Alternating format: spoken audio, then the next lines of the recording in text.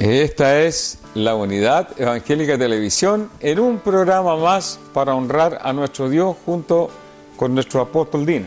Bendiciones. Bendiciones, apóstol. Saludamos a todos los hermanos y como siempre lo digo, que podamos conversar acerca del Señor sea de mucha bendición para ustedes. Así que bendiciones. Amén. Vamos a conversar sobre un tema muy bonito que es la iglesia primitiva. Casi siempre uno, cuando se trata de ver una congregación o una comunidad, tiene la tendencia de tratar de mirarla a través del espejo de lo que era la primera comunidad, la primera iglesia que nació, ¿cierto?, después de la partida de nuestro Señor Jesucristo. Una iglesia que necesitaba poder. Sí, una iglesia que es un modelo, que debería ser un modelo para nosotros como iglesia contemporánea. Una iglesia que tenía algo bien hermoso que falta, o que nosotros lo vemos pero no está tan tangible, que era el gobierno del Espíritu Santo. La iglesia que pertenece a la primera iglesia tenía un contexto que gobernaba el Espíritu Santo, gobernaba. Ya. Allí no habían dogmas, no habían cosas de hombre, triquiñuelas, cosas, sino que era un gobierno puro del Espíritu Santo. Y en Hechos capítulo 4, versículo 32, no sé si usted quiere leerlo. No, léalo nomás. Dice, y la multitud de los que habían creído era de un corazón y un alma, y ninguno decía ser suyo propio nada de lo que poseía, sino que tenían todas las cosas en común. Me quiero detener en ese solo pasaje, en ese solo versículo. Porque cuando gobierna el Espíritu Santo, eso es lo que provoca en el corazón del hombre, cuando verdaderamente el Espíritu Santo gobierna una iglesia, una comunidad. Exactamente.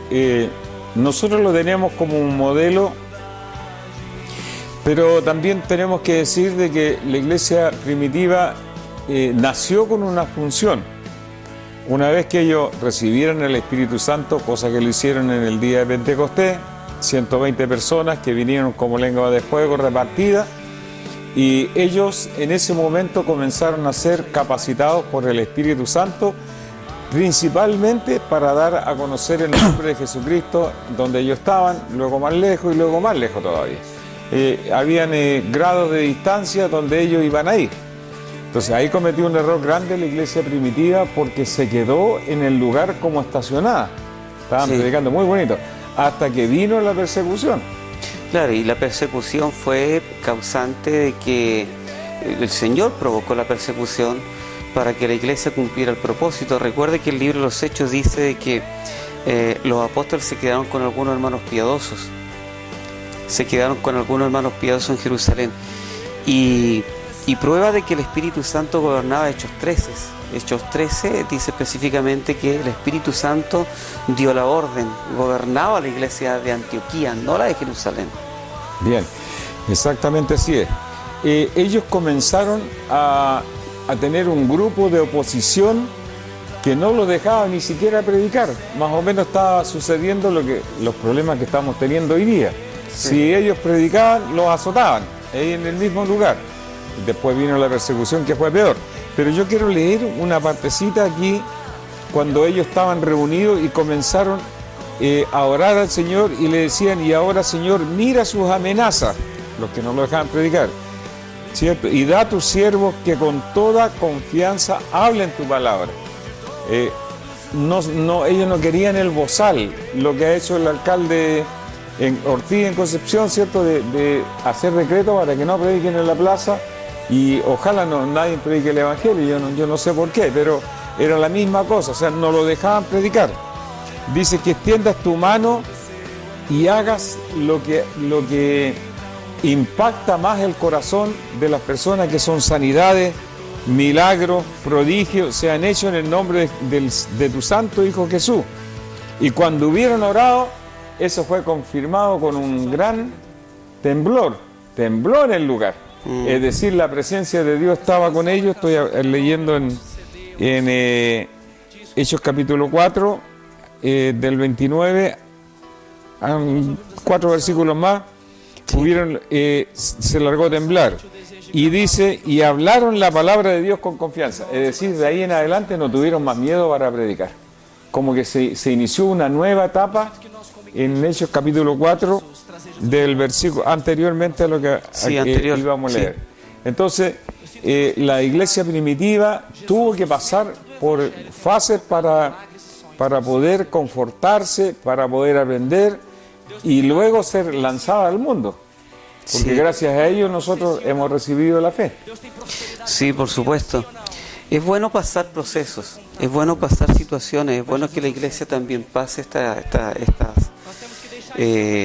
lo que quiere hacer el alcalde, por ejemplo, en Concepción, de que quiere prohibir de que se predique la palabra del Señor, porque eso como iglesia a nosotros nos tiene que llevar a buscar, ¿qué cosa? La presencia del Espíritu Santo. Y la presencia del Espíritu Santo genera lo que dice la Biblia aquí, que habrían señales. Claro. Que habían todo este tipo de señales y que ellos después oraron, después ellos buscaron al Señor y después hablaban con denuedo la palabra del Señor. La iglesia primitiva pasó persecución. Si yo me pregunto, si la iglesia primitiva no hubiera pasado persecución, ¿es porque la iglesia primitiva hubiera cumplido el rol o no hubiera cumplido el rol que Dios le había enviado que cumpliese? Tenía que haber pasado. Claro, quizás la comodidad los habría atrapado a ellos. Aun cuando tenían ellos promesas grandes de Jesús antes de irse, ¿cierto? Y Jesús les dijo, ¿cierto? Y en mi nombre harán muchas cosas, señales, prodigios, milagros, y estas señales los van a acompañar. O sea, donde ustedes vayan, invoquen mi nombre, entonces va a haber, algo va a suceder.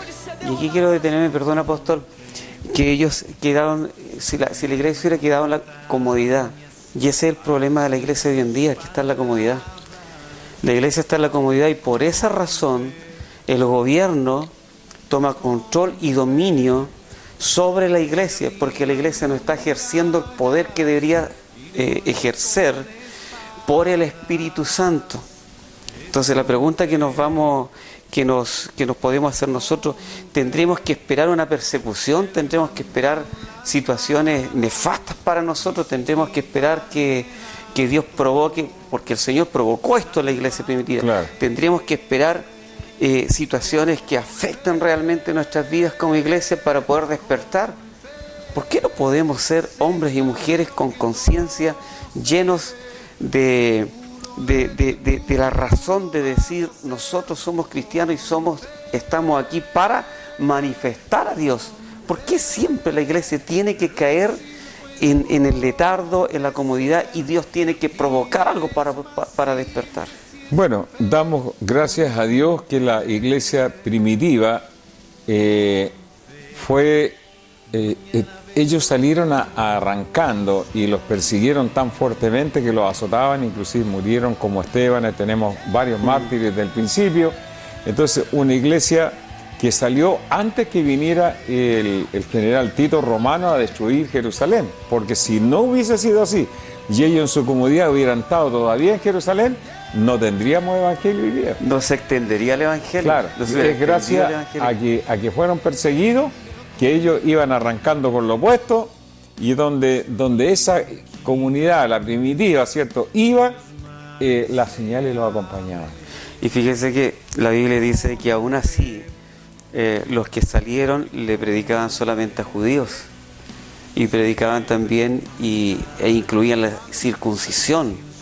Claro. En la gracia. Pero como usted dice, si no hubiera habido persecución, no hubiéramos tenido evangelio. Correcto. Porque hubieran sido destruidos. Hubieran sido completamente destruidos. Y el punto aquí que tenemos que rescatar nosotros de todo esto es, ¿para qué esperar una persecución? La persecución de hoy día es ideológica, la persecución de hoy día es social. Ya no nos van a venir a poner una espada o una pistola en la cabeza y perseguirnos de esa forma violenta, sino que son otras instancias de persecución. ¿Por qué la iglesia tiene que ser perseguida? ¿Por qué no podemos despertar? Y esto me trae a colación lo que vamos a hacer ahora en mayo, a final de año. El 26 de mayo. El 26 de mayo. ¿Por qué no despertamos y salimos a la calle? Y salimos a la calle diciendo nosotros somos la iglesia. Que la iglesia evangélica, a diferencia de la iglesia católica romana, tenemos que nosotros somos más contestadores una vez que los hechos están listos. O sea, van a hacer las leyes y reclamamos después por las leyes. Nosotros no nos anticipamos, y la iglesia romana está conforme porque le financian todos los proyectos, le siguen construyendo nuevos edificios, así que la iglesia romana está en este momento bailando el ritmo de los gobiernos de turno y, bueno, avalando todas las cosas que se están haciendo. Usted dijo algo muy cierto, apóstol. Generalmente la idiosincrasia del ser humano, voy a hablar de los chilenos acá, lo que conocemos nuestra cultura, es siempre llorar sobre la leche derramada. Sí. Una vez que las cosas pasan, nos lamentamos, lloramos. Me acuerdo que cuando estaba la señora Matei y estaba la señora Bachelet como candidata del gobierno antepasado, postulaciones, muchos de nosotros, los cristianos, advertimos que si salía la señora Bachelet, iban a pasar todo lo que ya nosotros hemos visto que ha pasado. Y a muchos de nosotros nos criticaron. Lamentablemente pasó lo que tenía que pasar. La señora Bachelet trajo todas las propuestas de la ONU, de la UNICEF, todo lo de las Naciones Unidas, y ese es el resultado que nosotros estamos viendo con la identidad de género, con todo eso. Pero ahora hay una cantidad de cristianos que está llorando sobre la leche derramada. Claro, es que también los gobiernos de turno saben hacer bien las cosas. El bonito de invierno los tenía todos locos ahí, como que si esa fuera la solución en la vida. Bono tras bono.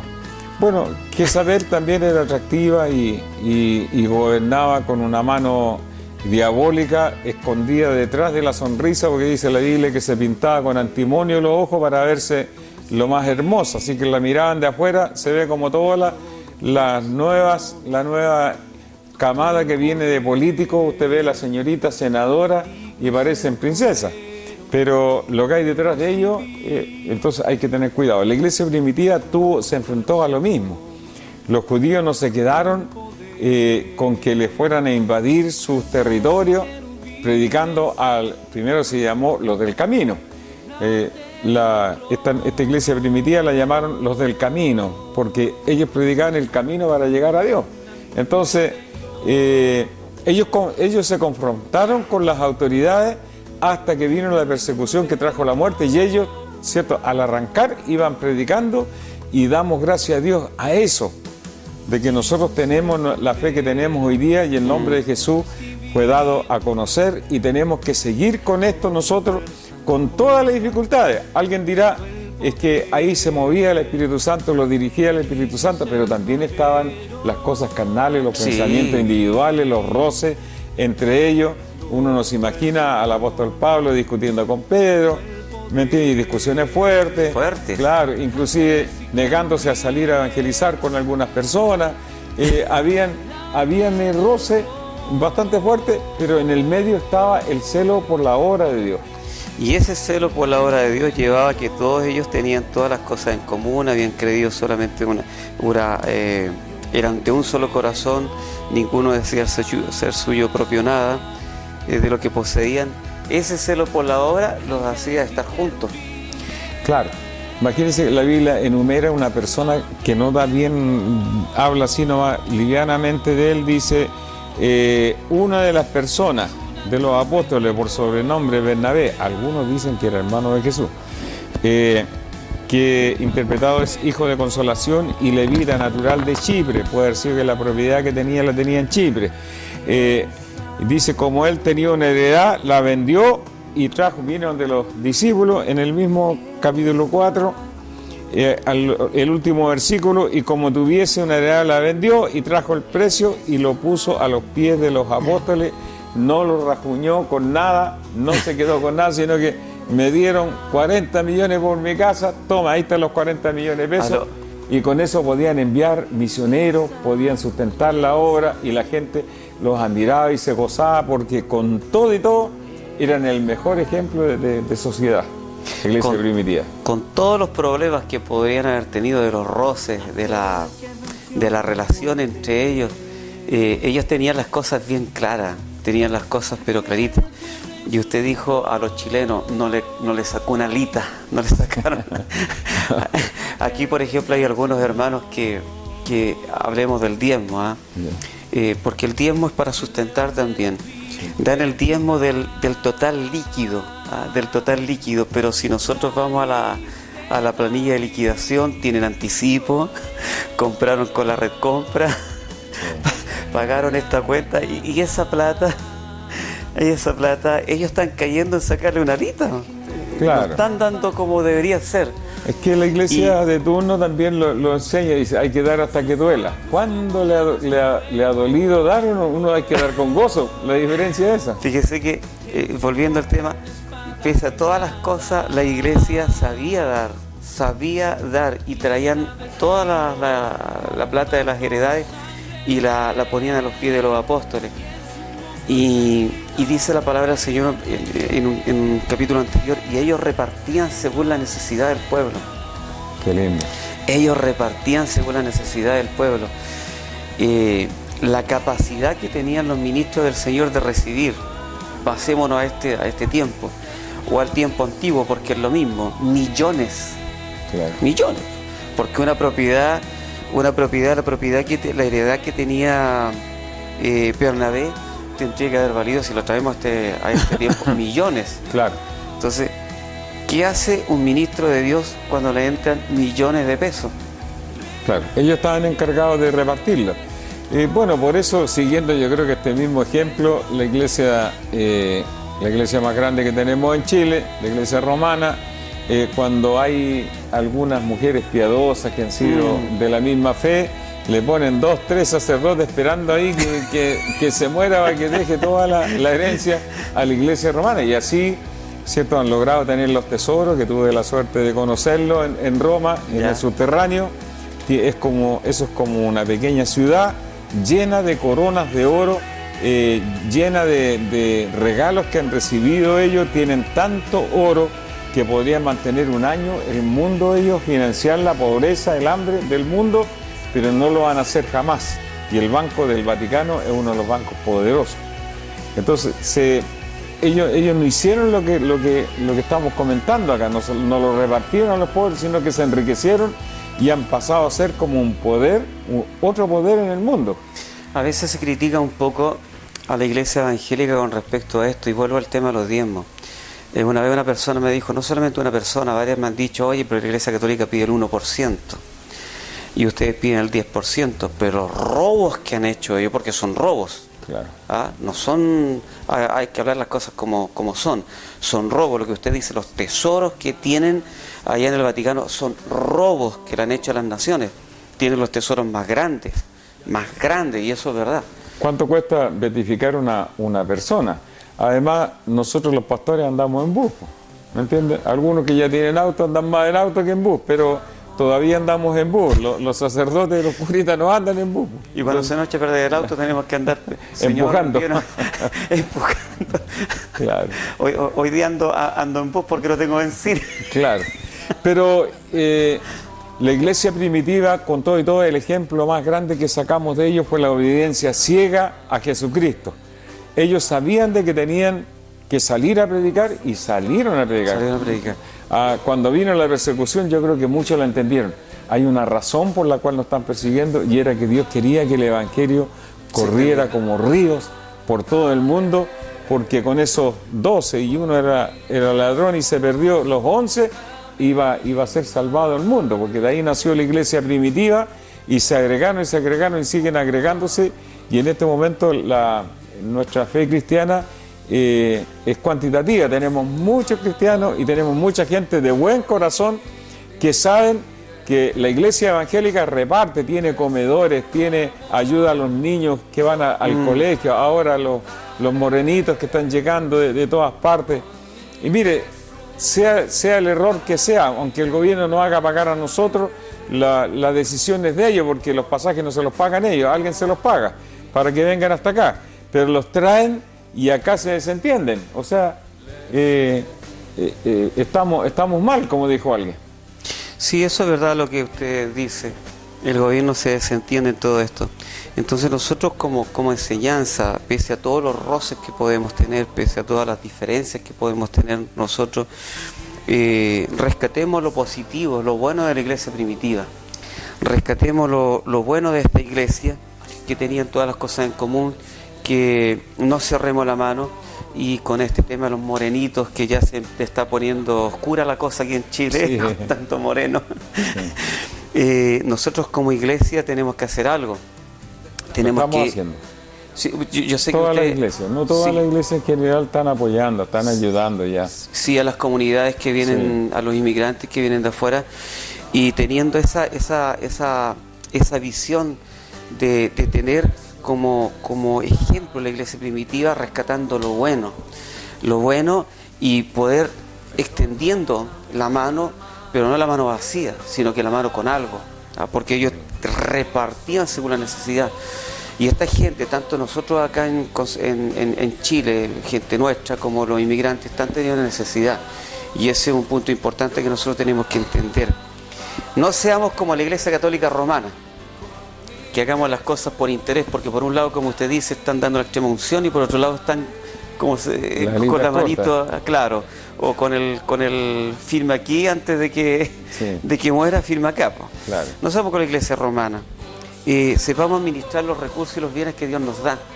Y los recursos y los bienes que Dios nos da es para bendecir, es para repartir al pueblo. Claro, que la iglesia primitiva entendía de que Dios no necesita nuestras finanzas, nuestros recursos ni nuestras casas, no las necesita Dios, pero el reino de Dios sí. Para seguir creciendo lo necesita. Entonces, si yo quiero aportar, estoy en una de las tres posturas, o estoy dando, o estoy, ¿cierto?, orando por los que van a misionar, ¿cierto?, o participo y voy yo mismo. Entonces, en algunas partes nosotros tenemos que estar. La iglesia primitiva en eso nos enseña. Lo otro es que la guía y la que hablaba y dirigía la iglesia era netamente el Espíritu Santo. El Espíritu Santo. Claro. Y eso es la falencia que tiene la iglesia hoy en día, porque nos conformamos con tal vez una manifestación fugaz del Espíritu Santo en nuestros cultos, pero no vivimos con el Espíritu Santo. Hay muchas iglesias, es fácil ser cristiano dentro de la iglesia, pero fuera de la iglesia es otra cosa.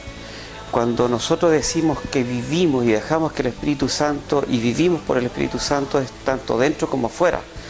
Y la iglesia primitiva tenía el Espíritu Santo gobernando sus vidas en todas las áreas. Dice que ellos partían el pan en las casas, en los templos, donde anduvieran estaba el Espíritu Santo. Pedro caminaba y la sombra sanaba.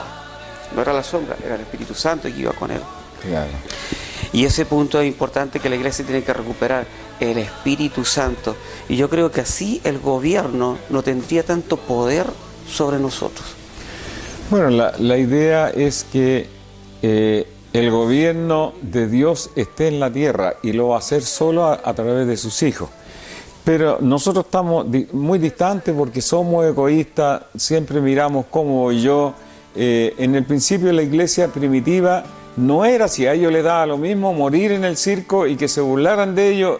Ellos estaban dispuestos a sacrificar todo. Ellos no podían retractarse de su fe. Cuando estuvimos ahí nosotros en el Coliseo Romano, y ahí estaban las mazmorras donde escondían donde ponían a los cristianos, y bastaba que el cristiano dijera: saben que yo no soy cristiano, estoy de más acá, no, sale, ándate para tu casa. Claro. ¿Me entiendes? Así, era solamente negar la fe. Entonces, y un centurión una vez se apiadó de un muchacho joven, 17 años, y le dijo: oye, pero tú ¿para qué vas a morir? Te van a comer los leones, sale por aquí, di que no soy cristiano nomás y te vas. No, dijo, yo soy cristiano, no puedo negarme que soy cristiano, y voy a morir contento y cantando. Y morían cantando corito en el circo. Eso escandalizó, y eso hizo que la gente quedara anonadado. ¿Cómo pueden cantar si se lo están comiendo los leones? Y se convirtió todo el imperio, ganaron todo un mundo, hermano, hasta, no sé, de ahí salió el primer papa. Entonces, por esta fuerza que tenía la iglesia primitiva. Y este 26 de mayo tenemos la oportunidad, sí, de estar allí, afuera, no dentro de la iglesia, cantando, diciendo nosotros somos cristianos. Correcto. Y estamos en desacuerdo con las leyes que se están promulgando.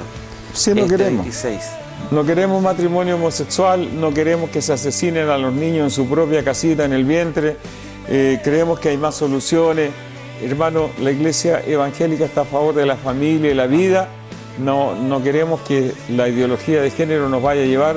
Agradecemos a Dios que este gobierno ya ha retirado 400 y tantos proyectos que habían de la ideología de género, pero estos tenían lleno de maldad en el Congreso, que el Congreso se ha desprestigiado y nuestros congresistas, no todos, igual que delante iba a ser una aclaración, cuando hablamos nosotros de la Iglesia romana, no hablamos de todos los romanos, de toda la gente que está en la Iglesia, porque hay muy buenos cristianos dentro de la Iglesia romana. Sí, eso. Claro, y en este momento hay una estampida, ¿me entiendes? Una polvareda de gente arrancando de la Iglesia romana. La venida del Papa dejó menos gente que la que tenían. Claro, y arrancando porque ellos mismos se dan cuenta que no pueden congregarse ni pueden aceptar que una iglesia sea así como es. Y va a seguir disminuyendo y va a suceder lo que sucede en Europa, que las iglesias están de museo, así que ¿para qué construyen si al final los evangélicos vamos a pedir esas construcciones y vamos a cantar coritos adentro y vamos a llevar gente para que se convierta? Entonces la iglesia primitiva luchó por un espacio y Dios se lo concedió. Sí, y eso es un ejemplo que nosotros tenemos que tener como iglesia bien claro. Ellos lucharon por un espacio y es el momento que nosotros luchemos por nuestro espacio. Amén. Y tengamos estos conceptos. Era de un solo corazón, seamos de un solo corazón, de una sola alma, frente a Dios. Ninguno decía suyo propio nada. Tenían todas las cosas en común. Juntémonos. Aprendamos a juntarnos como iglesia evangélica, aprendamos a relacionarnos como iglesia evangélica. Si usted aplaude y yo doy grito de júbilo, si usted ora sentado, si usted ora de rodillas, pero aprendamos. Son formas, ¿no? Formas. Claro. Pero aprendamos a ser como la iglesia primitiva, rescatemos lo bueno de la iglesia primitiva. Amén. Tenemos dos actividades en los próximos días. El día viernes nos reunimos, comunidad evangélica, para programar los últimos detalles que nos faltan y entregarle las cartas para que los pastores amigos nuestros puedan estar ese día en la magna y tremenda marcha, que yo creo que va a ser una de las grandes marchas donde el pueblo evangélico aprendió a estar juntos. Pese a que tenemos un cartón, uno se llame Álvarez y el otro se llame González, no nos interesa, somos todos hijos de Dios comprados a precio de la misma sangre. Entonces tenemos el día viernes a las 7:30 de la tarde aquí en Maipú con Aníbal Pinto, de la iglesia de nuestro pastor Haroldo. Tenemos la última reunión y nos vamos a juntar, vamos a tomar cafecito, vamos a compartir, nos vamos a alegrar, como lo hacemos en las reuniones. Y hermano, va a quedar totalmente definido lo que va a ser la marcha del día 26 de mayo. Y el día sábado hay una invitación, una convocatoria grande ahí en los salones de la Intendencia en calle Prat con Barro, donde también están invitados los pastores de esta unidad para participar en esa reunión donde se van a juntar los profesionales cristianos y vienen ideas buenas para que trabajen, para que puedan aportar, porque ustedes jóvenes o hermanos profesionales son los que van a continuar enseguida detrás de nosotros. Nosotros ya estamos a punto de entregar el bastón para que otro salga corriendo. Entonces, los esperamos ese día a las 9:30 de la mañana, el día sábado 28, en los salones de la Intendencia de Concepción, porque van a estar todas las autoridades, el intendente, todos los diputados evangélicos, concejales. Así que, hermanos, juntémonos y programemos algo que haga remover Chile. Que ojalá ese día tengamos, como la iglesia primitiva, lengua de fuego repartida en el medio de nosotros, porque eso es lo que estamos buscando, que Dios opere en nuestro país. Cambiar la historia en nuestro país. Y cambiar la historia en nuestro país depende de usted y de mí, como cristianos y como hijos de Dios. Y yo creo que tenemos la oportunidad para eso. El tiempo el que se nos acabó, así que Dios les bendiga mucho y les esperamos. La paz de Dios esté en cada corazón. Amén. Dios les bendiga mucho.